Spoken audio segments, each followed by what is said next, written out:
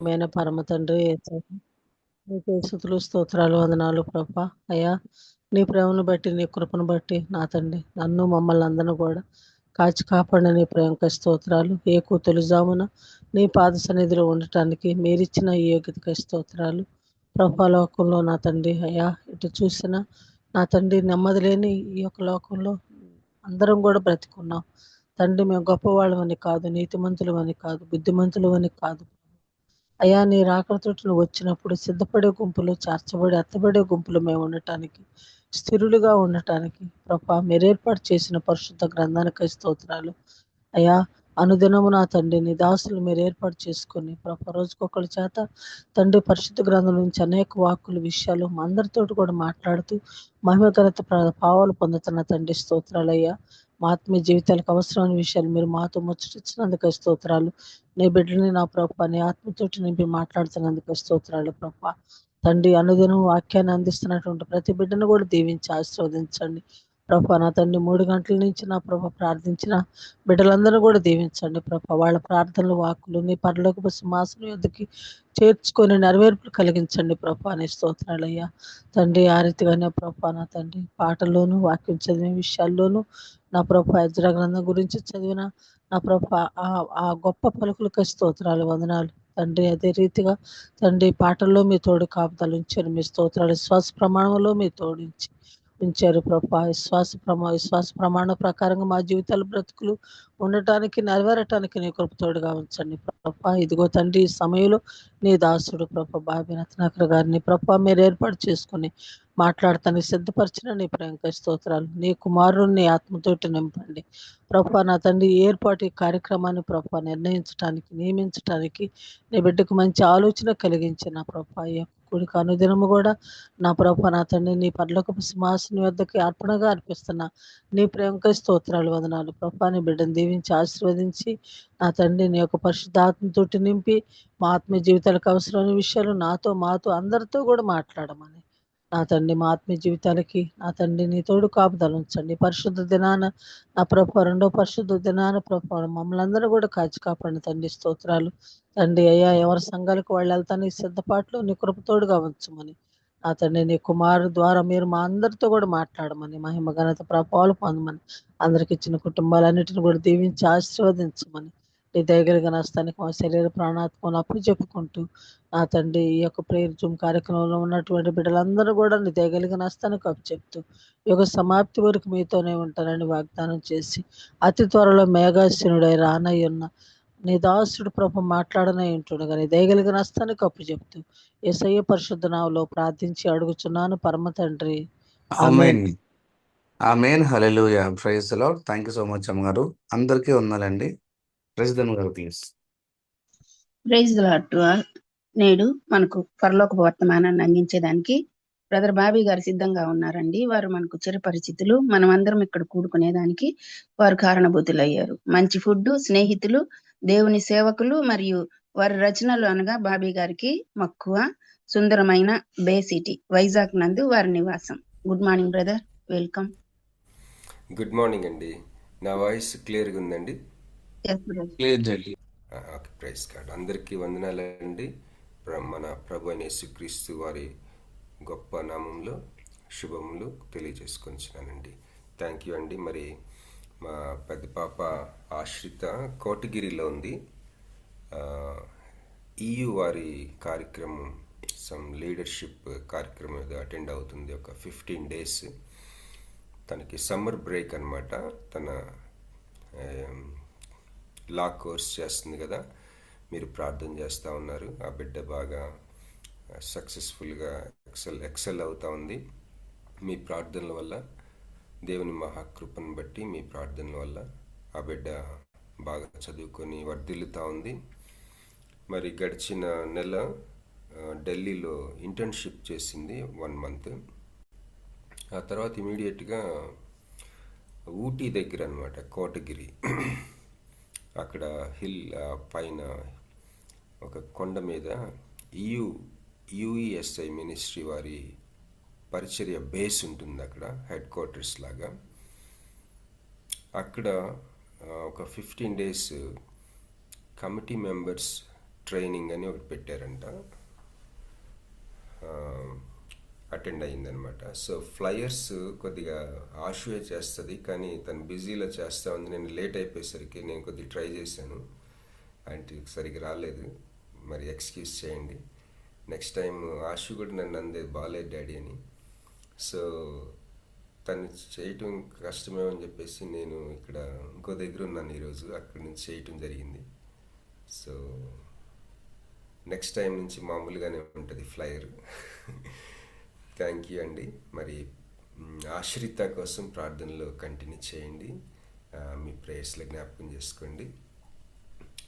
మరి ఈరోజు ప్రకటన గ్రంథం 21వ అధ్యాయం నుంచి మనం కొన్ని వచనాలు ధ్యానం చేసుకుందాం. ప్రకటన 21:1 నుంచి 7 వచనాలు మనం ధ్యానం చేసుకుందాం. దయచేసి ఎవరైనా చదువుతారమ్మా? అంతటి నేను క్రొత్త ఆకాశమును క్రొత్త భూమిని చూచితిని. మొదటి ఆకాశమును మొదటి భూమియు గతించిపోయెను, సముద్రమును ఇకను లేదు. మరియు నేను నూతనమైన యెరూషలేము అను ఆ పరిశుద్ధ పట్టణము తన భర్త కొరకు అలంకరింపబడిన పెండ్లి కుమార్తె వలె సిద్ధపడి పరలోకమందున్న దేవుని యొద్ద నుండి దిగివచ్చుట చూచితిని. అప్పుడు ఇదిగో, దేవుని నివాసము మనుషులతో కూడా ఉన్నది. ఆయన వారితో కాపురముండును, వారు ఆయన ప్రజలయ్యుందురు. దేవుడు తానే వారి దేవుడయుండి వారికి తోడయుండును. ఆయన వారి కన్నుల ప్రతి బాష్ప బిందువును తుడిచివేయును. మరణము ఇక ఉండదు, దుఃఖమైనను ఏడ్పైనను వేదన అయినను ఇక ఉండదు. మొదటి సంగతులు గతించిపోయినని సింహాసనములో నుండి వచ్చిన గొప్ప స్వరము చెప్పుట వింటిని. అప్పుడు సింహాసనాసీనుడై ఉన్నవాడు, ఇదిగో సమస్తమును నూతనమైనవిగా చేయుచున్నానని చెప్పెను. మరియు ఈ మాటలు నమ్మకమును నిజమునై ఉన్నవి కనుక వ్రాయమని ఆయన నాతో చెప్పుచున్నాడు. మరియు ఆయన నాతో ఇట్లనెను, సమాప్తమైనవి. నేనే అల్ఫాయు ఒమేగయు, అనగా ఆదియు అంతమునై ఉన్నవాడను. దప్పిగొను వానికి జీవజలముల బుగ్గలోని జలమును నేను ఉచితముగా అనుగ్రహింతును. జయించువాడు వీటిని స్వతంత్రించుకొనును. నేను అతనికి దేవుడునయుందును, అతడు నాకు కుమారుడయుండును. ఆమేన్. ఆమేన్. Thank you sister. మరి చదవబడిన భాగంలో 3 విషయాలు మనం ముఖ్యంగా కాన్సన్ట్రేట్ చేద్దాం.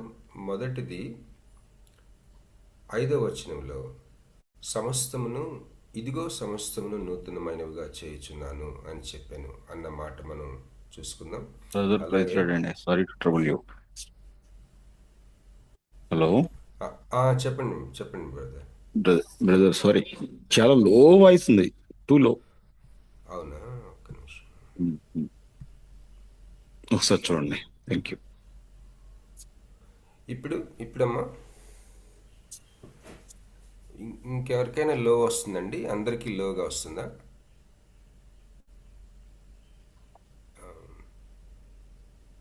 అందరికీ లో వస్తుంది. అందరికీ లో వస్తుందా? మరి ఏం చేయాలబ్బా? ఆ సిస్టర్ చదివింది కూడా. నాది ఎలా ఉంది ఇప్పుడు? కొద్దిగా రైస్ చేశాను, పర్వాలేదండి? పర్వాలేదా? ఇప్పుడు పర్లేదా?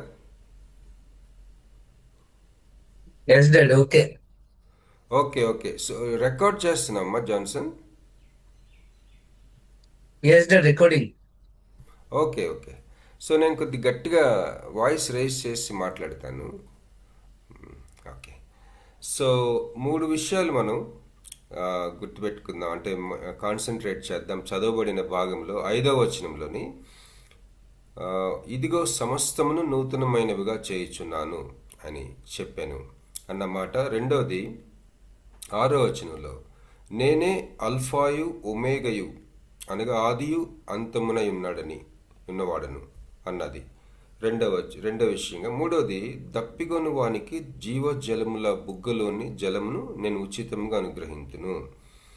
ఈ 3 విషయాలు మనం కాన్సన్ట్రేట్ చేద్దాం, దాన్ని ధ్యానం చేసుకుందాం ఈరోజు ఉదయం. అయితే ప్రకటన గ్రంథం గురించి కొన్ని మాటలు చెప్పుకొని మనం ముందుకు వెళ్దాం.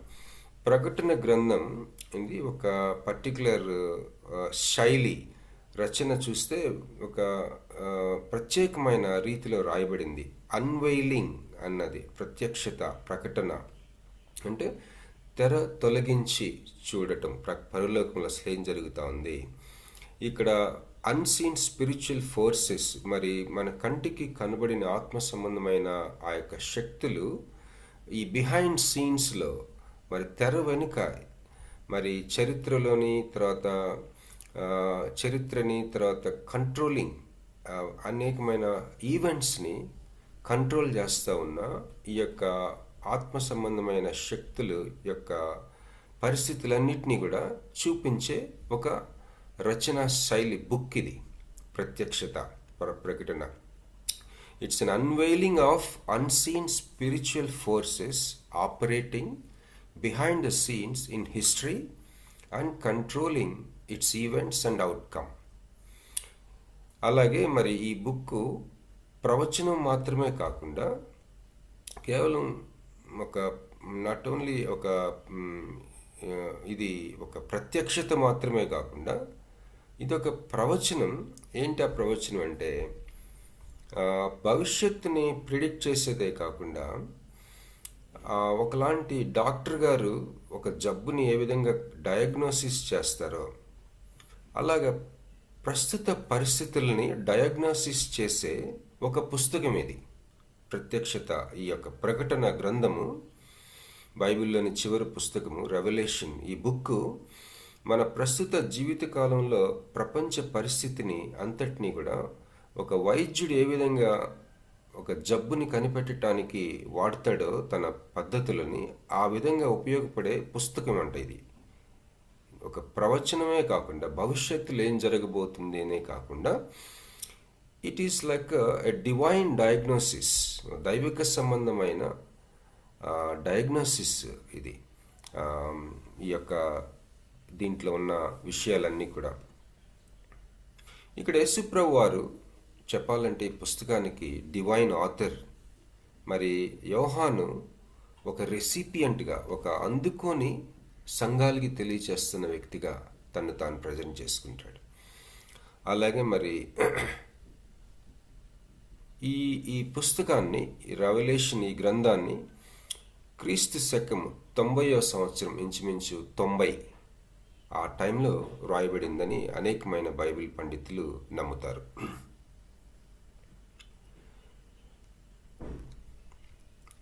దీని యొక్క ముఖ్యమైన థీమ్ మనం చూసుకుంటే, ఆత్మ సంబంధమైన యుద్ధం, దాన్ని ఒక తెర తొలగించి మనకి చూపిస్తూ ఉంది. సంఘము ఎంగేజ్ అయి ఉన్న ఆత్మ సంబంధమైన యుద్ధాన్ని, ఆ యొక్క వార్ఫేర్ని ఇది తెర తొలగించి మనకి చూపిస్తూ ఉంది. ఆ చూపించటమే ముఖ్యమైన థీమ్. దేవుడు యేసుప్రభు వారు ఒక ప్రక్కన, సైతానుడు వాడి అనుచరులు ఒక ప్రక్కన. వాడి అనుచరులు అంటే ఈ డిమానిక్ ఫోర్సెసే కాకుండా హ్యూమన్ బీయింగ్స్ కూడా, ఎవరైతే వాడి అనుచరులుగా ఉన్నారో, సాతానుడు, వాడి యొక్క ఆత్మ సంబంధమైన దురాత్మలు, అలాగే వాడి అనుచరులైన ఈవిల్ పీపుల్, చెడ్డ ప్రజలు, వాడి అనుచరులు ఒక ప్రక్కన వీళ్ళందరూ. ఇంకొక ప్రక్కన దేవుడు, యేసుప్రభు వారు ఒక ప్రక్కన. వీళ్ళిద్దరి మధ్య జరుగుతున్న ఈ విశ్వమంతటికి సంబంధించిన ఒక ఆత్మ సంబంధమైన యుద్ధాన్ని తెర తొలగించి మనకి చూపించటం థీమ్. దీని థీమ్, ఈ బుక్ యొక్క థీమ్. ఈ యొక్క యుద్ధంలో యేసుప్రభు వారు ఒక గొర్రెపిల్లగా, మరి తను త్యాగపూరితమైన మరణాన్ని అనుభవించినందున ఆల్రెడీ ఒక జయం పొందిన ఒక గొర్రెపిల్లగా ఈ యొక్క బుక్ మనకి చూపిస్తూ ఉంది. యుద్ధం జరుగుతూ ఉంది, కానీ యుద్ధానికి జయం కూడా అయిపోయింది. ఎందుకంటే యేసుప్రభు వారు శిలువ మరణాన్ని బట్టి ఆ విజయాన్ని సాధించిన ఒక గొర్రెపిల్లగా ఈ యొక్క గ్రంథం మనకి చూపిస్తూ ఉంది. అయితే సంఘము యేసుప్రభు వారు జయము సాధించేసిన ఆ యొక్క ఒక స్థితి ఉంటుండగానే, ఇంకా సంఘము మరి కొంత దేవుని సంకల్పాన్ని బట్టి ఈ యొక్క డ్రాగన్, ఏ డ్రాగన్ ఏంటిది, ఈ యొక్క ఘట సర్పము చేత మరి దాడి చేయబడతా ఉంది.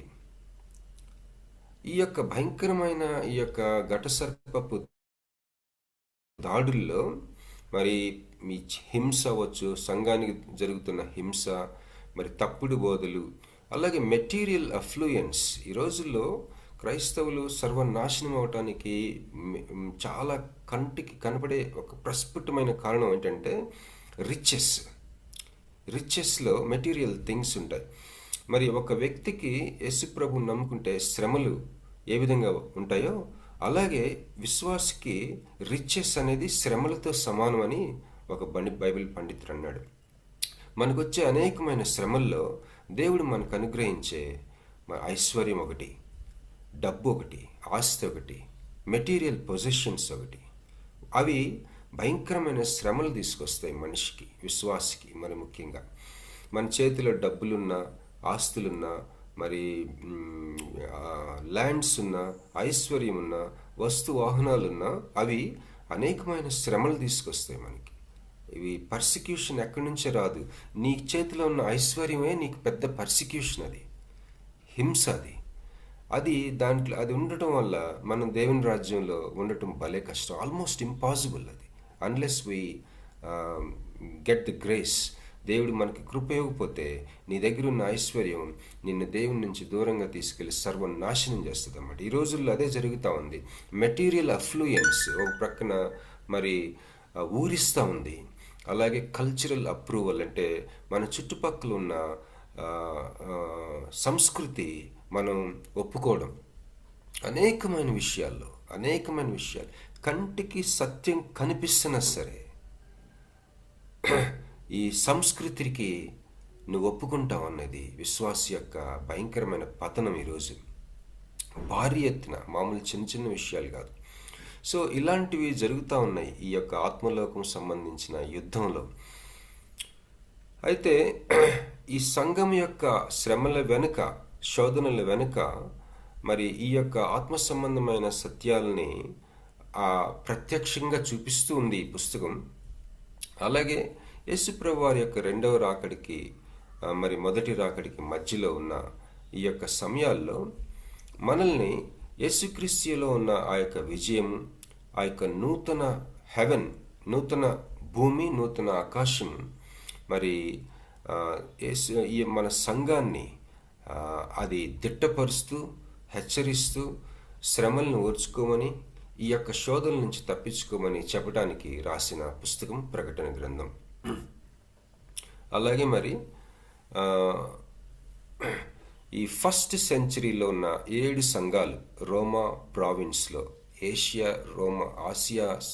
ఆసియాలో ఉన్న రోమా ప్రావిన్స్, దాంట్లో ఉన్న 7 సంఘాలు మొదటి శతాబ్దంలో ఉన్న వాటిని అడ్రస్ చేస్తూ రాసిన 7 లెటర్స్ని మనం చూస్తాం.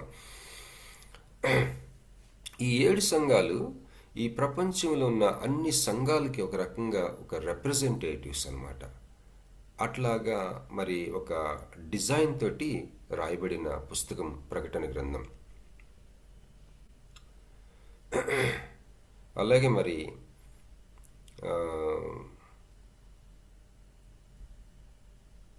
యోహాను భక్తుడు ఈ యొక్క గ్రంథం రాసినప్పుడు పత్మోసు ద్వీపంలో ఉన్నాడని మనకి అందరికీ తెలుసు. ఈ పత్మోసు ద్వీపం అనేది it's a Rocky and rugged island అంట. ఇది ఒక ద్వీపం. ద్వీపం అంటే చుట్టూ వాటర్ ఉంటుంది. మరి ద్వీపకల్పం అంటే 3 సైడ్స్ వాటర్ ఉంటుంది, ఒక సైడ్ భూమి ఉంటుంది. సో మన ఇండియా ద్వీపకల్పం అది. అయితే పట్మోస్ అనేది ఒక చిన్న ద్వీపం అది, అంటే చుట్టూ వాటర్ ఉంటుంది. ఆ యొక్క ఐలాండ్లో, ద్వీపంలో ఫుల్ రాక్స్ అట, చాలా రగ్గెడ్గా, భయంకరంగా ఒకలాంటి డ్రై ల్యాండ్, ఒకలాంటి రాక్స్తో ఉండే ఒక ప్లేస్ అంట అది. దాని వైశాల్యం ఏంటంటే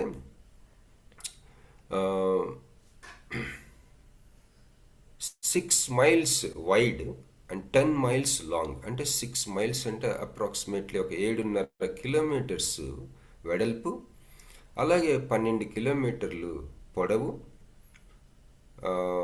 ఉన్న ఒక చిన్న ద్వీపం ఇది.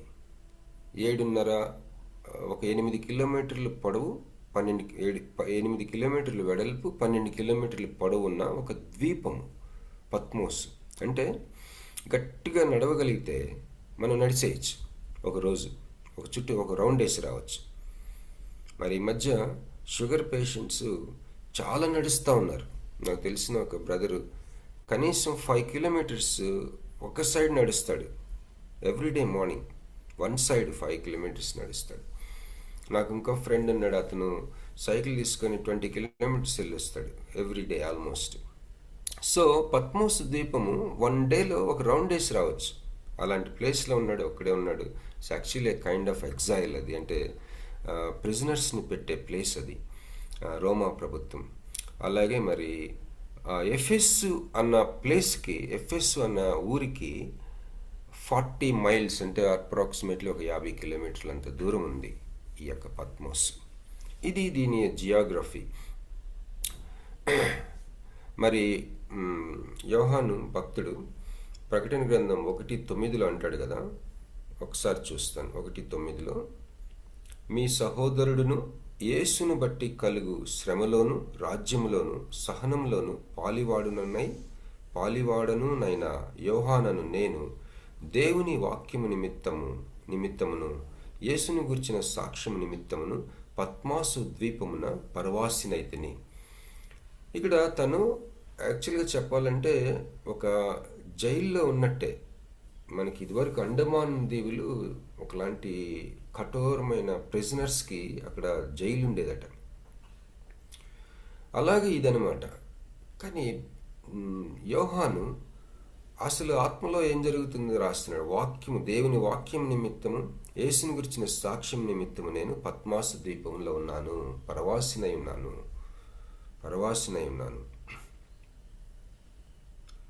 ఓకే, సో ఇక్కడ దేవుని వాక్యంలో, ప్రకటన గ్రంథంలో మనకి ఒక ప్రత్యేకమైన కొన్ని విషయాలు మనం గమనించగలం. ఒక దేవుడు సార్వభౌమాధికారి అంటే ఏంటంటే, దేవుడు సార్వభౌమాధికారి అంటే సమస్తం కూడా ఆయన స్వాధీనంలో ఉంటాయి. ఆయన ఏమైనా చేయగలడు, ఏదైనా చేయగలడు, అన్నీ చేయగలడు. He can do anything and everything. ఆయన చేయలేనిదంటూ ఉండదు. సమస్తం కూడా ఆయన కంట్రోల్లో ఉంది, సమస్తం. మరి సంఘ చరిత్రలో చూస్తే దేవుని సార్వభౌమాధికారము ఒకవైపు, మనిషి యొక్క ఫ్రీ విల్ అంటే తనకున్న ఆ యొక్క స్వేచ్ఛ అంటారు, మరి తెలుగులో వర్డ్ నాకు రాదు. ఫ్రీ విల్, దేవుడు మనిషికి, మనసులకి ఒక స్వాతంత్రం, స్వేచ్ఛ, ఒక నిర్ణయం తీసుకునే ఒక స్వేచ్ఛ ఇచ్చాడు. ఫ్రీ విల్ అంటాం కదా. అలాగే ఒక ప్రక్కన దేవుడి సార్వభౌమాధికారం, దేవుడు ఏమైనా చేయగలిగిన శక్తి ఆయనకుంది, మనిషికి ఫ్రీ విల్ ఉంది. ఈ రెండిటి మధ్య అసలు సంగతి ఏంటనేది మరి చరిత్ర పుటల్లో గొప్ప డిస్కషన్, డిబేట్. కొన్ని టెన్షన్స్, మంచి టెన్షన్ అంటే థియలాజికల్ వరల్డ్లో టెన్షన్ అంటే ఇట్స్ ఎ గుడ్ వర్డ్. అది మనం అనుకునే టెన్షన్ కంటే కూడా ఒక మంచి ఉన్నతమైన మీనింగ్ ఒకటి ఉంది. టెన్షన్కి రెండు అర్థాలు. మనం ఎవ్రీడే పనుల్లో పడే టెన్షన్, అమ్మో నాకు టెన్షన్గా ఉందంటాం కదా, టెన్షన్ వస్తుంది. ఆ టెన్షన్ ఒక అర్థం అయితే, ఇంకొక అర్థం ఉంది దానికి. ఏంటంటే రెండు విభిన్నమైన అంశాల మధ్య మరి ఒక కొలిక్కి రాని ఒక చర్చలు, ఒక డిస్కషన్స్, ఒక అండర్స్టాండింగ్స్, ఒక డిబేట్స్, కాంట్రవర్షియల్ ఆస్పెక్ట్స్ మధ్య జరిగే విషయాలు. ఉదాహరణకి God sovereignty and versus human free will, మనిషికున్న ఫ్రీ విల్. వీటి మధ్య గొప్ప డిబేట్ అవుతూ ఉంది. ఈరోజు ఈ మన జీవిత కాలంలో కూడా డిబేట్ అవుతుంది. బహుశా నీవు కూడా కొన్ని ఆలోచనలు కాంట్రిబ్యూట్ చేయొచ్చు. సో కొన్ని దేవుడు సంఘానికి అలా డిబేట్ కోసం వదిలిన విషయాలు చాలా ఉన్నాయి. It's a good tension. దీనివల్ల మనకి చాలా మంచిది. అయితే ఆర్సి స్ప్రౌల్ అనే ఆయన ఒక మంచి కాంట్రిబ్యూట్ చేశాడు. ఏంటంటే దేవుడు మనిషికి ఫ్రీ విల్ ఇచ్చాడు, కానీ ఈజ్ నాట్ అటానమస్ అని చెప్పాడు. అటానమస్ కాదు అతను మనిషి. అటానమస్ అంటే ఆటోనిమస్. ఆటో అంటే దాని సొంతగా, ఇప్పుడు మనం ఆటోమొబైల్ అంటాం కదా, దాని అంతటా అదే మూవ్ అవుతూ ఉంటుంది. ఆటో అంటే మనకు తెలుసు.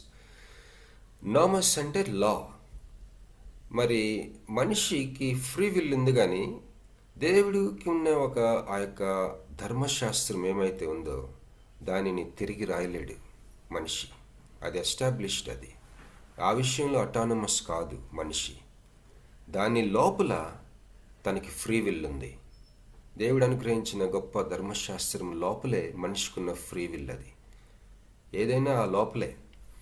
సో ఈ యొక్క దేవుడి యొక్క గొప్ప సార్వభౌమాధికారపు స్థితిని, దేవుడు సార్వభౌముడు అన్నది ప్రకటన గ్రంథం చూపించినంతగా బైబిల్లో మరి ఏ బుక్ కూడా చూపించలేదు. అన్నంత ప్రత్యేకమైన పుస్తకం ఇది, దేవుని యొక్క సార్వభౌమాధికారం. It conveys a sense of sovereignty of God that no other New Testament book approaches. తర్వాత ఈ యొక్క గ్రంథం ప్రకటన గ్రంథంలో ఉన్న సింహాసనం యొక్క ఆ యొక్క వర్ణన, ద థ్రోన్ ఆఫ్ గాడ్, ఆ యొక్క దర్శనం, the vision of God on his throne and the worship he receives, ఆయన అందుకుంటున్న ఆరాధన, ఆ యొక్క వర్ణన అంతా చూసినప్పుడు మనకి ఆయన మరి it will help us to see beyond our earthly circumstances. మనం ఎలాంటి పరిస్థితుల్లో జీవిస్తూ ఉన్నాము, ఎలాంటి సమస్యలు, ఎలాంటి పరిస్థితులు మనం ఎదుర్కొంటూ ఉన్నాం, వీటన్నిటికీ మించిన ఒక పరలోకపు ఆక్సిజన్ని, శ్వాసని తీసుకోవడానికి సహాయపడుతుంది ఈ వర్ణన. There is a God on the throne. ఒక దేవుడు ఉన్నాడు, ఆయనకి సింహాసనం వేయబడింది, ఆ సింహాసనం మీద ఆసీనుడై ఉన్నాడు. ఆయన అందుకునే ఆరాధన గురించిన మాటలు 4వ అధ్యాయం 5వ అధ్యాయంలో మనం వింటుంటే మన పరిస్థితులకి మించిపోయిన ఒక సహాయం, ఒకలాంటి మనస్సు. అంటాడు కదా, నేను కీర్తనకారుడు అంటాడు 61వ కీర్తనలో, నా ప్రాణము భూదిగంతముల నుంచి నేను పొరబెడుతున్నాను, మన ప్రాణము తల్లడిల్లగా భూదిగంతముల నుంచి నేను మొరపెట్టుచున్నాను, నేను ఎక్కలేనంత ఎత్తైన కొండకి నన్ను ఎక్కించుమా అని ప్రార్థన చేస్తాడు. ఎక్కలేనంత ఎత్తైన కొండకి మనం ఎక్కితే ఏమవుతుందంటే, we will see things, the grand picture of the reality. మనం అసలు ఆకాశంలో ఏముంది, ఈ యొక్క కంటికి కనబడని లోకంలో అసలు ఏం జరుగుతుంది మనం చూస్తే, మన జీవితంలో ఉన్న అనేకమైన క్లిష్ట పరిస్థితులకి మించిన ఒక శ్వాస, ఒక ఆక్సిజన్, ఒక పరలోకపు సువాసన, పరిమళం. అసలు మనం వెళ్ళబోతుంది ఇదా, అసలు మన గమ్యం ఇదా, అసలు రియాలిటీ ఇదా అని ఆ సహాయం మనకి చాలా అవసరం. ఆ మనసుకి మనకి అలాంటి గొప్ప చిత్రం మనం చూసినప్పుడు, సత్యం గురించిన చిత్రం మనం చూసినప్పుడు, ప్రస్తుత పరిస్థితులు నిజంగా మనకి చాలా ఓవర్కమింగ్గా మనం ఉండగలం. అలాంటి సహాయం ఇచ్చే పుస్తకం ప్రకటన గ్రంథం.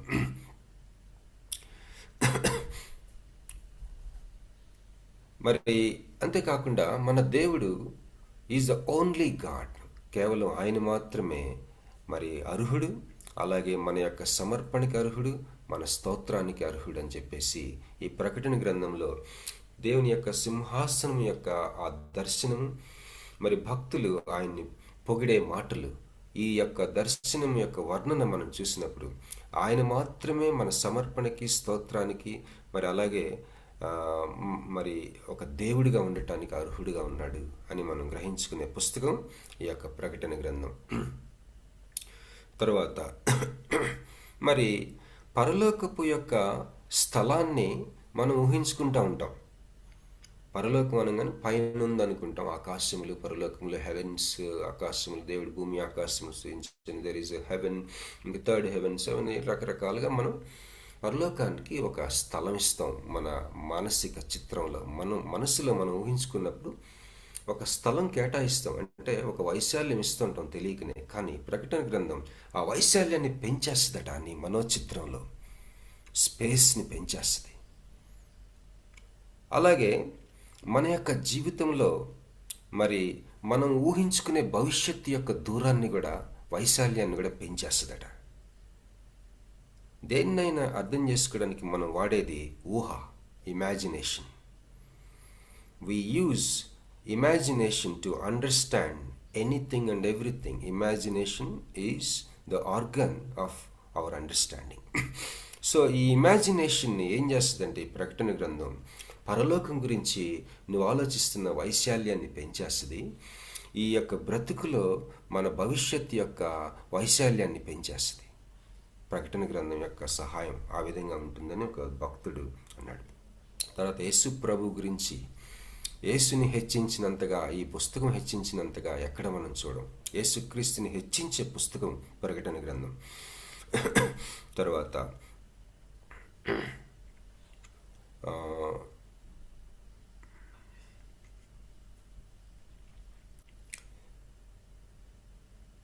ఇంత చెప్తున్నా కూడా ప్రకటన గ్రంథం ఎక్కడ కూడా ఆ యొక్క సిలువని ప్రక్కన పెట్టదు. అసలు సిలువే మరి రహస్యం అని చెప్తుంది ఈ యొక్క మహిమకి.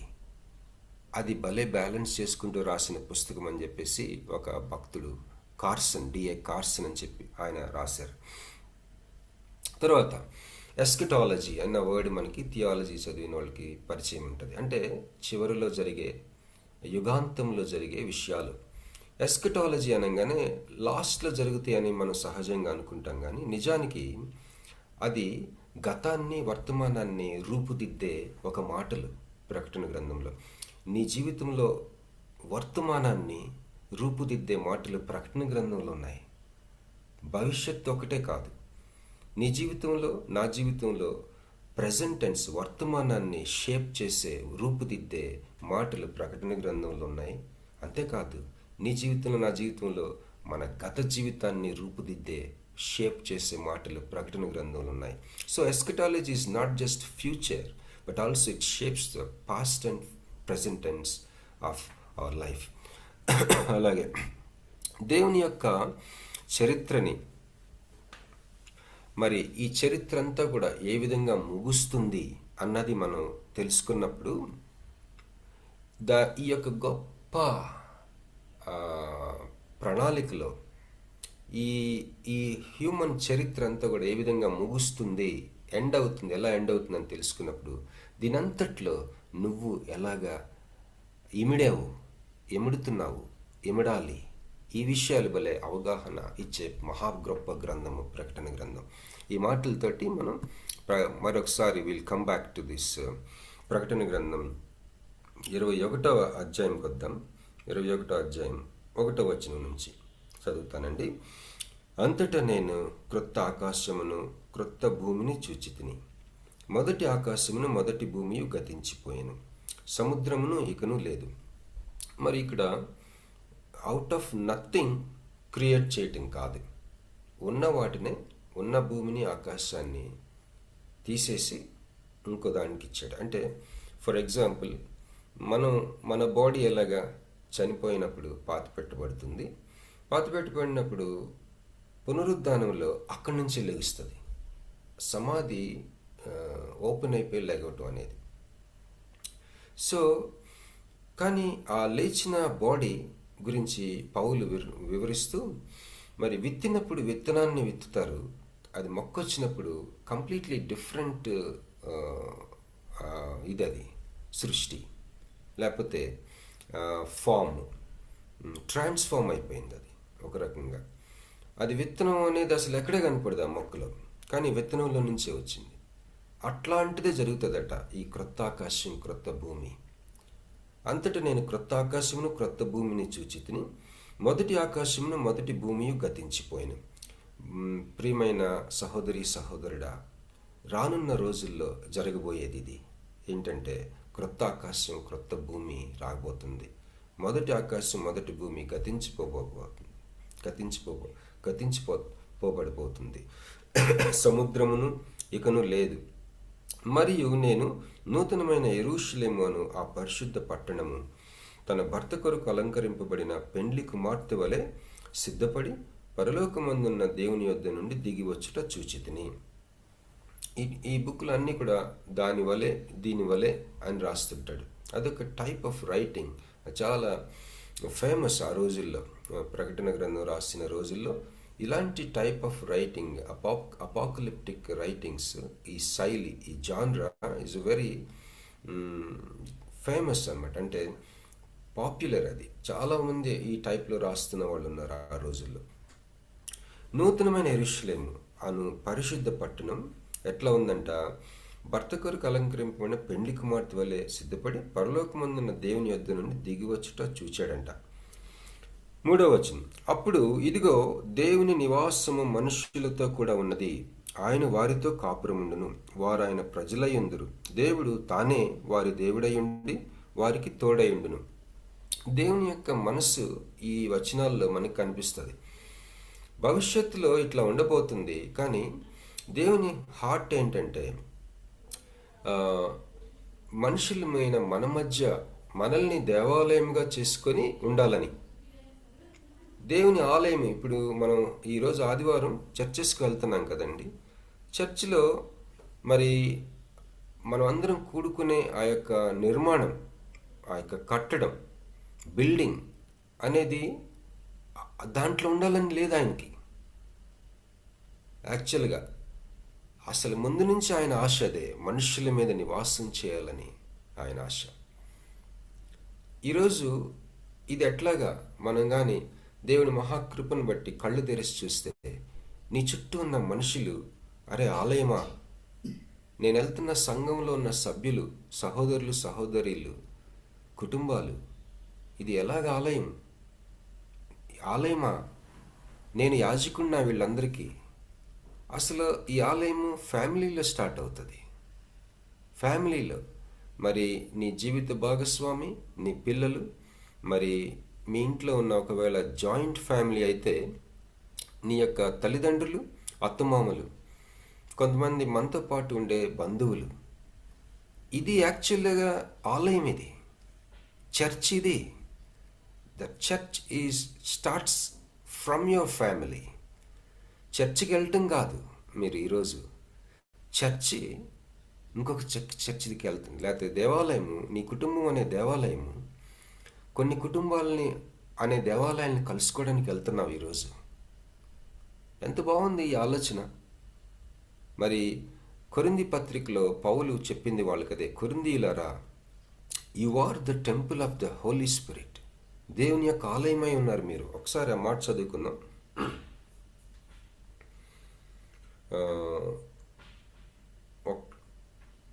ఎక్కడుందో సహాయం చేయగలరా?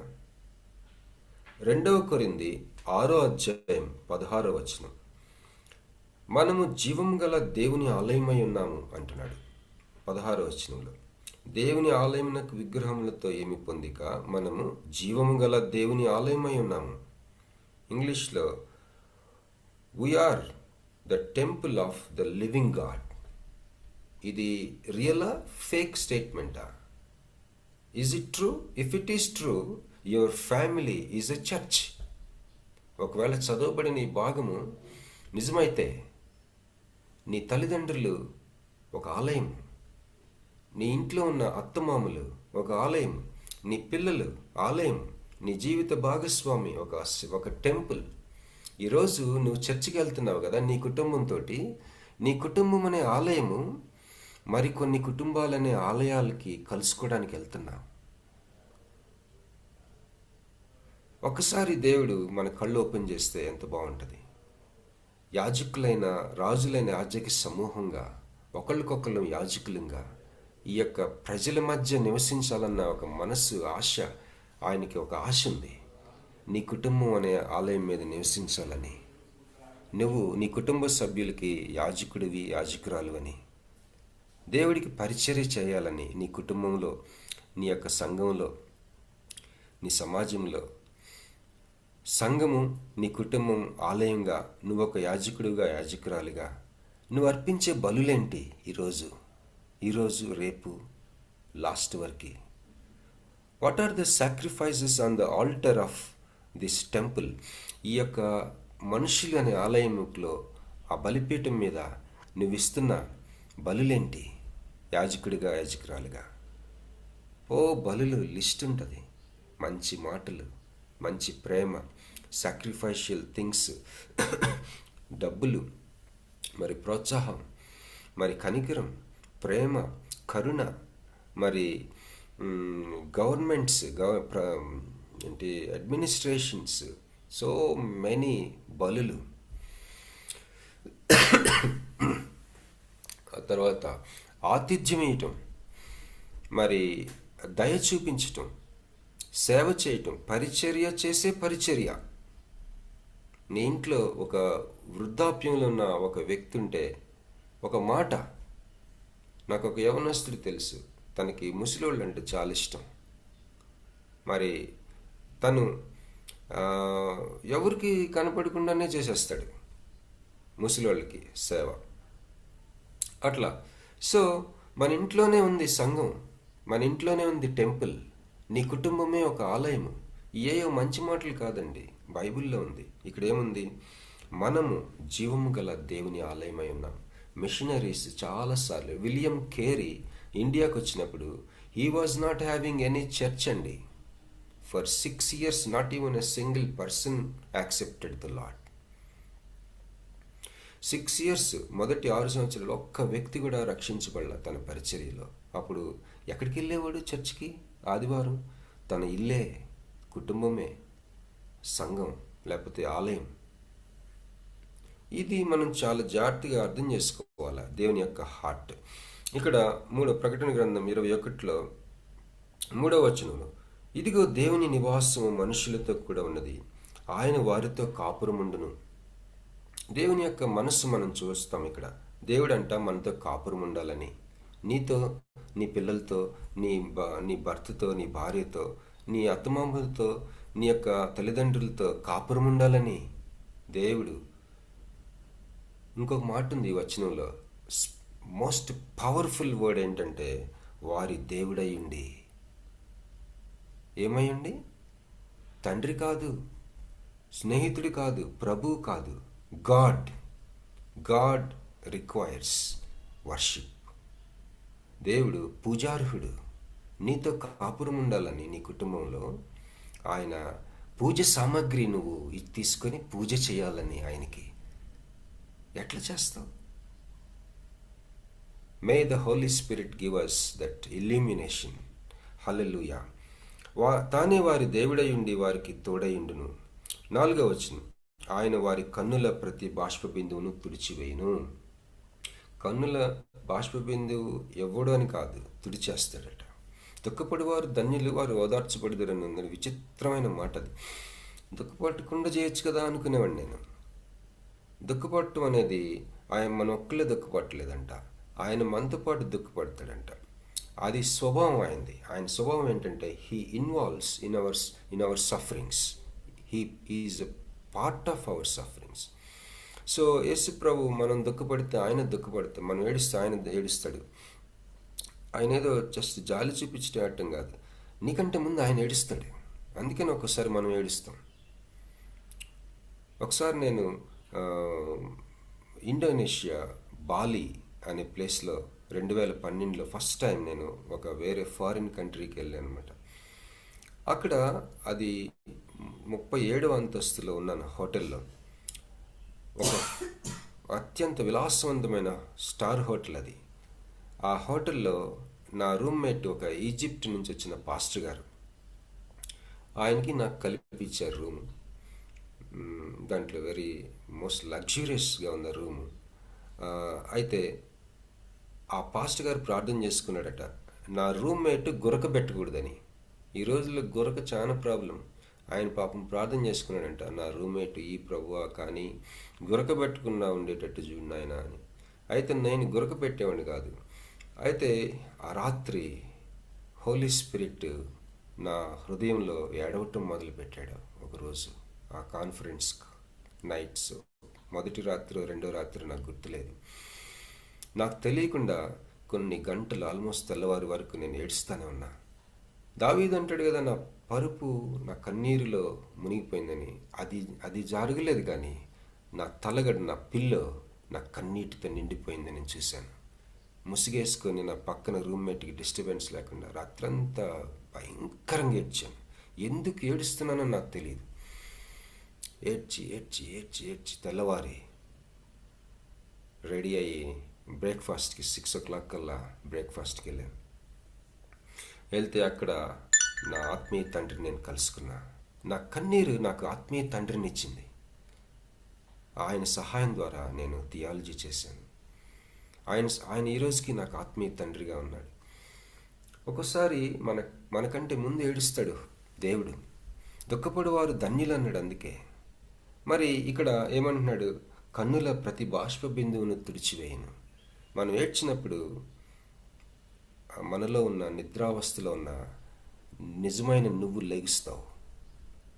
ఏడవటం చాలా మంచిది. కొంతమంది భలే ప్రొఫెషనల్గా ఏడిసేవాళ్ళు ఉంటారు. అలాంటి ఏడుపు గురించి చెప్పట్లేదు నేను. కొంతమంది రెడీ 1 2 3 అనగానే ఏడవగలరు. అది నాన్ సెన్స్. అది దానివల్ల వాళ్ళకి ప్రయోజనం ఉండదు, ఎవరికి ప్రయోజనం ఉండదు. అలాంటి వాళ్ళని నేను చాలా మందిని చూశాను. నథింగ్, వేస్ట్ అసలు అది. అలా కాదు.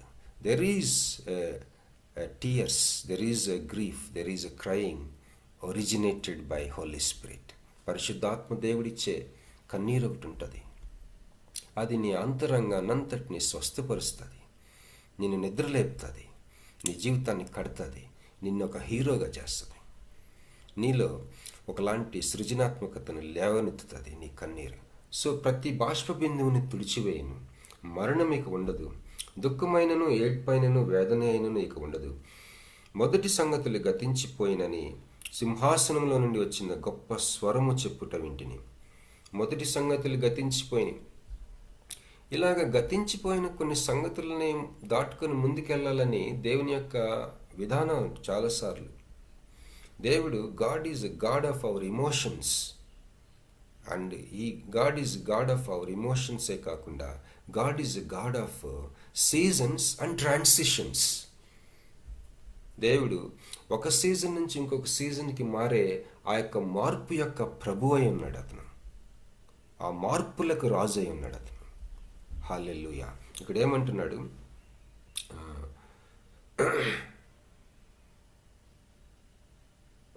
మొదటి సంగతులు గతించిపోయేనని సింహాసనంలో నుండి వచ్చిన గొప్ప స్వరము చెప్పుట వింటిని. 4వ వచనం. అలాగే 5వ వచనం. అప్పుడు సింహాసనాసీనుడైన వాడు, ఇదిగో సమస్తమును నూతనమైనవిగా చేయుచున్నానని చెప్పాను. దేవుడికి ఇలా చేయటం ఎంత ఇష్టమో యెషయా గ్రంథంలో చూస్తాం 43వ అధ్యాయంలో. అలాగే 44లో అనుకుంటా, 46లో ఎక్కడో ఉంటుంది ఇదే మాట. తర్వాత పౌలు అంటాడు, ఎవరైనా క్రీస్తునందు ఉన్న యెడల వాడు నూతన సృష్టి అని. చాలాసార్లు దేవుడు మన జీవితంలో ఇది చేయాలని ఆశపడతాడు. ఏంటది? సమస్తము నూతనంగా చేయటం. ఈరోజు మనం 3 విషయాలు గుర్తుపెట్టుకుందాం, కాన్సన్ట్రేట్ చేద్దామని అనుకున్నాం కదా. ఇది మొదటిది. ఏంటది? ఇదిగో సమస్తమును నూతనమైనవిగా చేయుచున్నానని చెప్పాను. సింహాసనాసీనుడైన వాడు ఇదిగో సమస్తమును నూతనమైనవిగా చేయుచున్నానని చెప్పాడట. ఇక్కడ భవిష్యత్తు గురించి, నూతన ఆకాశం నూతన భూమి గురించి మాట్లాడుతూ ఉంది ఈ యొక్క మాటలు, ఈ వచనాలు. కానీ దేవుని హృదయం ఏంటంటే మన జీవితంలో అప్పుడప్పుడు ఆయన సమస్తము నూతనమైనవిగా చేయాలని ఆశపడతాడు. అలాంటి ఒక సీజన్లో మనం ఉన్నామేమో. మనము దేవుడు నిన్ను దర్శించే సమయాన్ని గుర్తుపట్టే ఒక గొప్ప కృప దేవుడు మనకు అనుగ్రహించును గాక. అలాగే ముందుకెళ్దాం. ఈ మాటలు నమ్మకమును నిజమునై ఉన్నవి గనుక వ్రాయమని ఆయన నాతో చెప్పుచున్నాడు. 6వ వచనం. మరియు ఆయన నాతో ఇట్లనెను, సమాప్తమైనవి, నేనే అల్ఫాయు ఒమేగయు, అనగా ఆదియు అంతమునై ఉన్నవాడను. ఇది టైం గురించి. ఒకసారి ఒక సేవకుడిని ఆయన ప్రశ్నించాడు కాన్ఫరెన్స్లో, ఏమండి ఆది అందు అని రాయబడింది, యోహాను సువార్తలో ఉంది, ఆది కాండంలో ఉంది. In the beginning God created heaven and earth అని ఉంటుంది. ఆది అందు దేవుడు భూమి ఆకాశములను సృజించను అని ఉంది. అలాగే ఆది అందు దేవుడు ఉండెను, ఆది అందు వాక్యం ఉండెను, వాక్యము దేవుని యొద్ద ఉండెను, వాక్యము దేవుడేను. ఇలాగ ఆది అందు అంటే ఏంటి? అసలు ఏంటి ఇన్ ద బిగినింగ్ అంటే? అది ఎప్పుడు? అసలు ఏంటి దీని సంగతి అని అడిగితే ఆయన భలే సమాధానం చెప్పాడు. ఏంటంటే గాడ్ క్రియేటెడ్ ద బిగినింగ్. ఇంకా అంతేకాదు, గాడ్ క్రియేటెడ్ ద టైం. దేవుడు ఆదిని సృష్టించాడంట. అంతేకాదు, సమయం అనే కాన్సెప్ట్ని క్రియేట్ చేశాడంట దేవుడు. God is out side of the time understanding. మనకున్న సమయాన్ని గురించి మనకి ఏదైతే ఒక అవగాహన ఉందో దానికి బయట ఉన్నవాడు దేవుడు, దాని లోపల లేడు. ఎవరైనా సరే ఉదయం 10 గంటలోను సాయంత్రం 6 గంటలు ఈ రెండు నేనే అనే వ్యక్తిని ఎప్పుడైనా చూసారా మీరు? ఎవరైనా సరే, ఎలాంటి లీడర్ అయినా కూడా ఇట్లాంటి స్టేట్మెంట్ ఇవ్వాల. నేను మార్నింగ్ 6 నేనే, ఈవినింగ్ 6 నేనే అంటే ఎట్లా ఉంటుంది? పిచ్చాడు అనుకుంటారు. అసలు టైం నేనే అంటూ చాలా ఆశ్చర్యం. సృష్టించిన వాడు తప్ప ఎవరు ఆ మాటలు చెప్పలేడు. ఆల్ఫా అంటే బిగినింగ్, ఆ ఒమేగా అంటే ఎండ్ నేనే అంటే దీని అర్థం ఏంటంటే యోహానికి చెప్తున్నాడు, యోహాను జాన్, నీకు ఒక రకమైన టైం గురించి, సమయాలు కాలాల గురించి నీకు ఒక అండర్స్టాండింగ్ ఉంది కదా.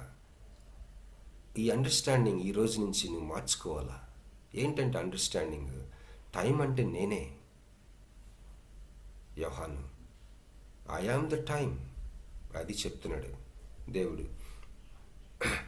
ఇంకొక మాట, దప్పిగొను వానికి జీవజలముల బుగ్గలోని జలమును నేను ఉచితంగా అనుగ్రహింతును.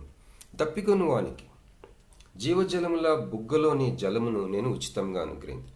సో ఇది మూడోది. మొదటిది మనం ఏం చూసామండి? మొదటిది సమస్తమును నూతనమైనవిగా చేయాలనుకునే మనస్సు దేవుడిది. రెండోది దేవుడు సమయము, దేవుడే సమయం, God is time, alpha and omega.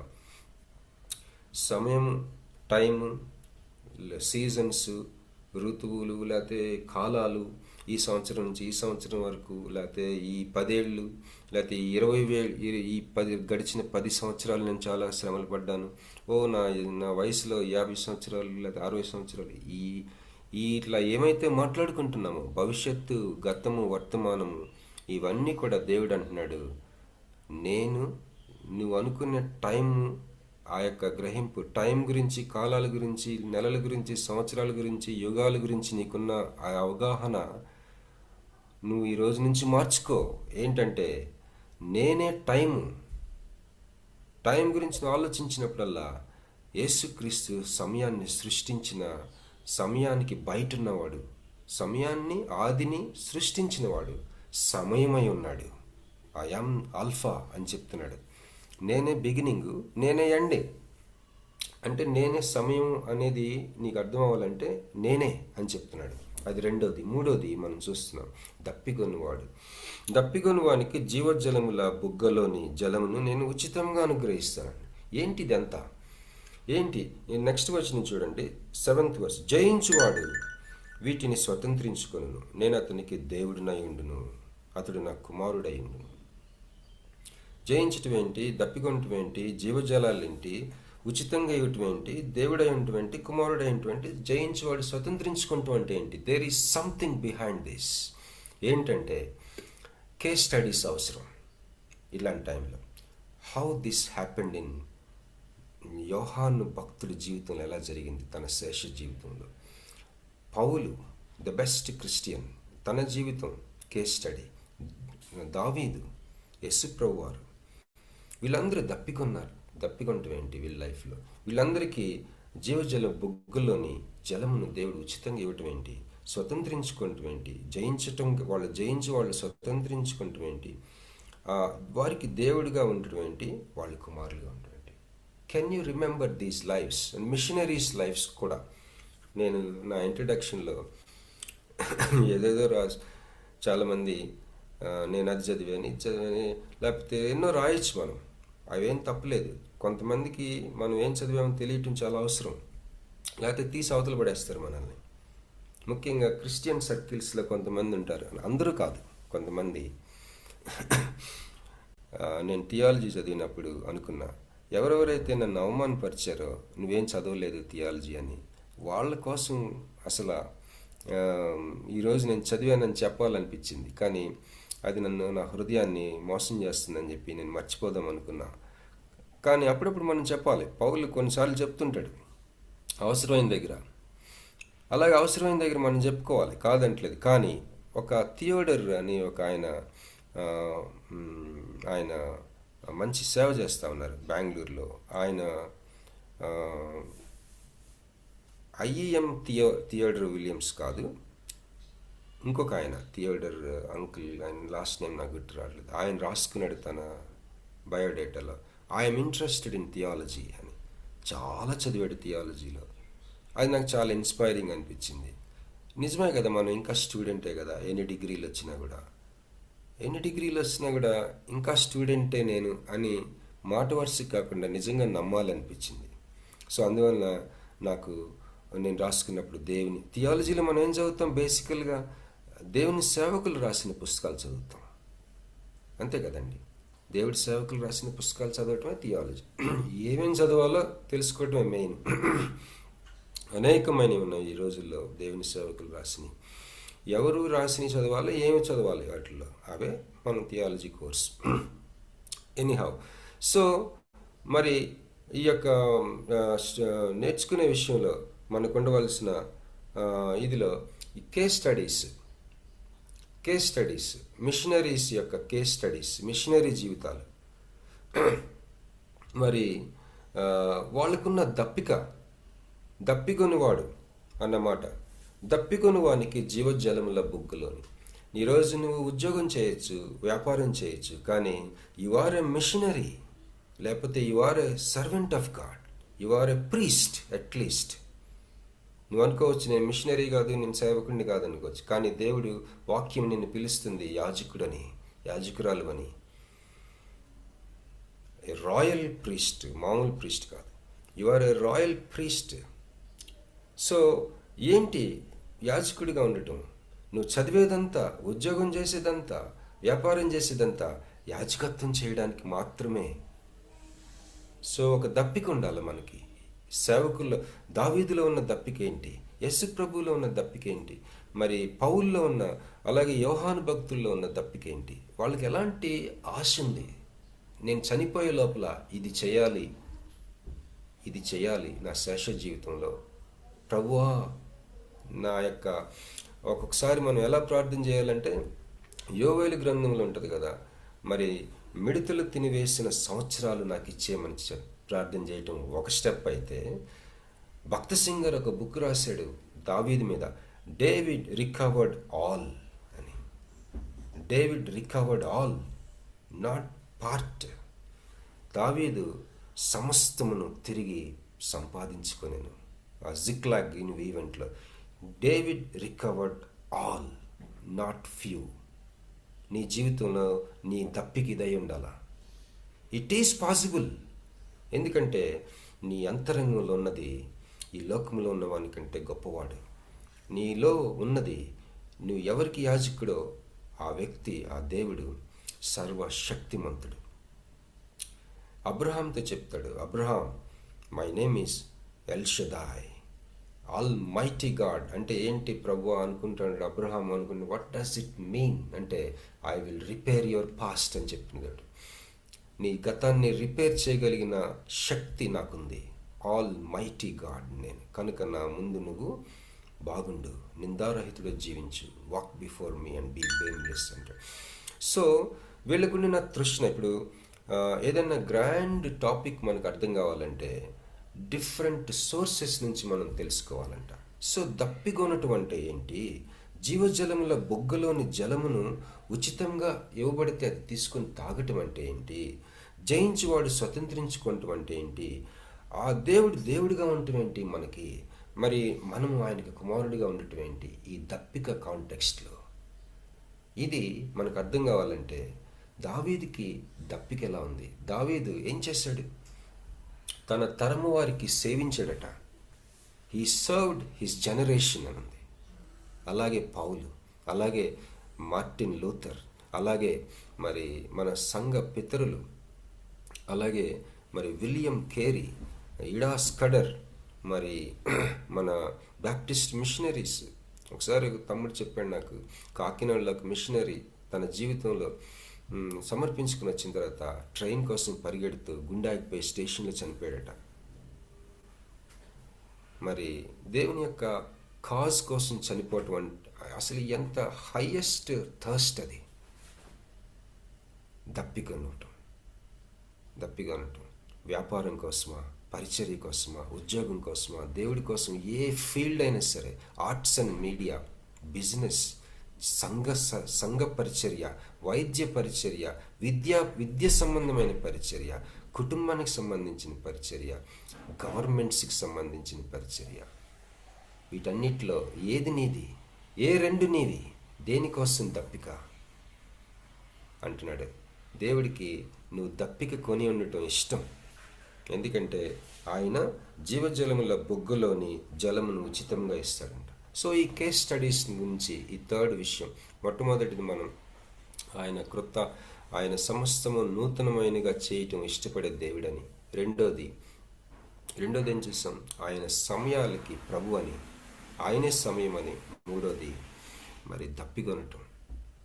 What is your thirst today? అనుకోవచ్చు అయిపోయిందని. నా లైఫ్లో నేను లాస్ట్ క్వార్టర్లో ఉన్నాను అనుకుంటారేమో ఎవరైనా ఈ వాక్యం వినిచినవారు. నో, దావీదు అలా అనుకోలే. దావీదు ఏం చేశాడంటే సొలొమోన్కి అంతా ఎక్విప్మెంట్ ఇచ్చి మోల్డ్స్ తయారు చేశాడు.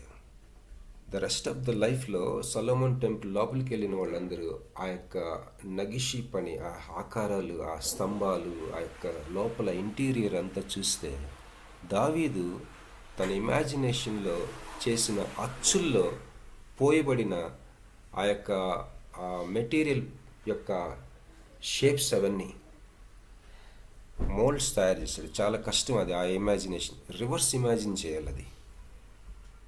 He did a great project in his later years as an emperor. So there is no old age. అసలు నాకు ఏజ్ అయిపోయింది అనటానికి లేదంట. ఎందుకంటే దెర్ ఈస్ ప్రతి ఏజ్లో ఒక క్రొత్త కళ కనొచ్చట. సిఎస్ లూయిస్ అన్నాడు.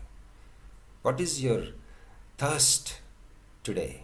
దేవునికి స్తోత్రం కలిగిన సమయం అయిపోయింది. థ్యాంక్ యూ సో మచ్ అండి. Have a wonderful day today. Over to sister Praseeda గారు. Praise God. Thank you brother. ఇప్పటి వరకు ప్రకటన గ్రంథం 21వ అధ్యాయం నుంచి అద్భుతమైన వాక్య పరిచర్య చేసిన బాబీ గారికి విపిఎఫ్ ఫ్యామిలీ తరపున కృతజ్ఞతలండి.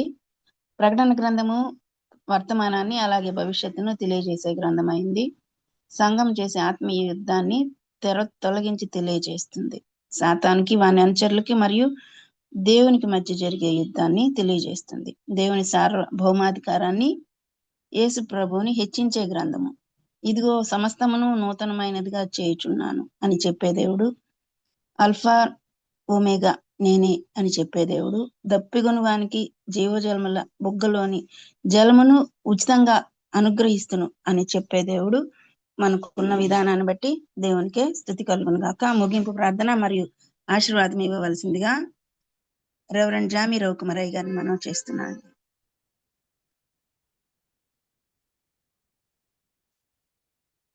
ప్రార్థన చేసుకుందాం అండి. పరిశుద్ధమైన తండ్రి, నీ బంగారు పదాలకు వందనం ప్రభా. నీ దాసుల దేవతను ప్రభా, భవిరత్నాకర్ గారిని ప్రభు మరుగుపరిచి మాతో మాట్లాడిన విధాన్ని బట్టి వందనాలు తండ్రి. ప్రకటన గ్రంథంలో గురించిన ప్రభు అనేక అనుభవాలు తండ్రి మీరు తెలియజేసిన విధాన్ని బట్టి వందనాలు తండ్రి.